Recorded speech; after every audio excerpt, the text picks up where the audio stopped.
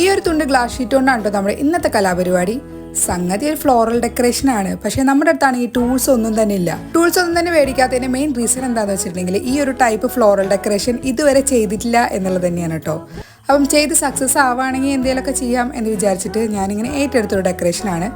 അപ്പം തുടക്കത്തിൽ എന്നെ ഭയങ്കര പാളിച്ച പറ്റിയോ എന്നൊരു ഡൗട്ട് തോന്നി. കാരണം ഒട്ടും ഭംഗിയില്ല കാണാനായിട്ട്, അതുതന്നെയാണ്. പിന്നെ ഏതൊരു ബാഡ് സിറ്റുവേഷനും ഒരു ഗെയിം ചേഞ്ചിങ് മൊമെൻറ്റ് വരുമല്ലോ. അപ്പം എൻ്റെ ഗെയിം ചേഞ്ചിങ് മൊമെൻറ്റ് എന്ന് പറയുന്നത് ഇതാണ് കേട്ടോ. നമ്മുടെ ഫ്ലവേഴ്സിൽ ലീഫ് വെച്ച് തുടങ്ങിയപ്പോൾ ഉണ്ട് ഒരു ഭംഗിയില്ലാത്ത ഫ്ലവർ അടക്കം എന്തൊരു ഭംഗിയെ കാണാനായിട്ട്. സത്യം പറഞ്ഞാൽ ഇപ്പോഴാണ് എൻ്റെ മുഖം തെളിഞ്ഞത് തന്നെ. കാരണം കസ്റ്റമർ തന്ന ഡെക്കറേഷൻ പോലെ ആയില്ലല്ലോ എന്നുള്ളൊരു ടെൻഷൻ ഉണ്ടായിരുന്നു. ലീഫ് വെച്ച് തുടങ്ങിയപ്പോൾ ആ ഒരു ടെൻഷനും മാറിക്കിട്ടി. ടോപ്പിലാണെങ്കിൽ സിമ്പിളായിട്ടുള്ള ഡെക്കറേഷനാണ് കേട്ടോ.